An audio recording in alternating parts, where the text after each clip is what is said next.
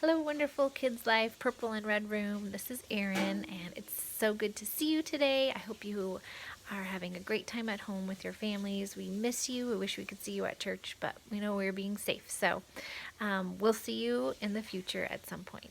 Today I wanted to start by doing a little lesson with you today about what we are learning, and it has to do with this picture right here. Let's see, my daughter did this coloring.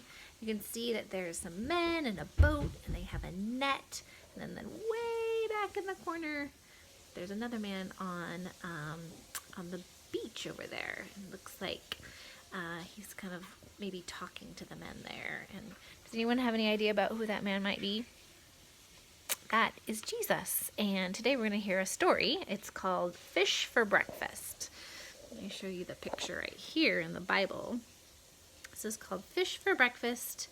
It comes from this big Bible book called, appropriately, the Big Bible Storybook. So I'm going to read this story to you, and you'll get to hear about Jesus and how he was helping some men that were in the boat. This comes from John chapter 21, verses 1 through 14. One night, Peter and his friends went fishing in their boat. They fished and fished all night long, but they did not catch even one fish. The sun began to rise. They saw a man standing on the beach, and the man called out, "Have you caught any fish?" "Not one," they shouted back. "Try throwing out your net out on the other side of the boat," suggested the man. They did as he said, and suddenly the net was full of fish. There were so many fish they couldn't pull the net into the boat. Someone gasped, "That man must be Jesus." Peter could not wait for the boat to reach the shore. He jumped into the water and swam back to the beach. It was Jesus.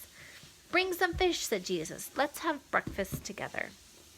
And they had a wonderful breakfast on the beach with Jesus. So, could you imagine having that happen to you if you got to see Jesus and have breakfast with him? I thought it might be kind of fun to actually act out part of this story. So, first of all, there were some men in a rowboat. Do you think you can do some rowing? Do you know how to row your boat? Can you do it really, really fast? Good job. Really. How about really, really slow? Okay. And then Jesus was probably waving when he was talking. Can you do a big wave? He was waving way out there to all of his friends who were on the boat. And then he told them to put in the net. So can you toss in a net? Down, down, down. And now you have to pull it up. No fish. He said, "Try tossing on the other side." So they tossed it on the other side. And now all of it was full of fish. And they have to pull it really, really slowly because there's so many fish in it. And then some of them were so excited to see Jesus, they jumped out of the boat and they swam. Can you swim?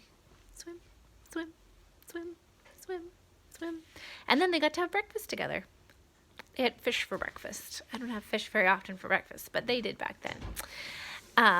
And that was a story about how Jesus lived just like us. He had breakfast with people, he talked with them, and he was alive. And that is what our verse is. Our memory key verse this week is, Jesus said, "I died, but look, I am alive forever and ever." And that's from Revelation 1, verse 18.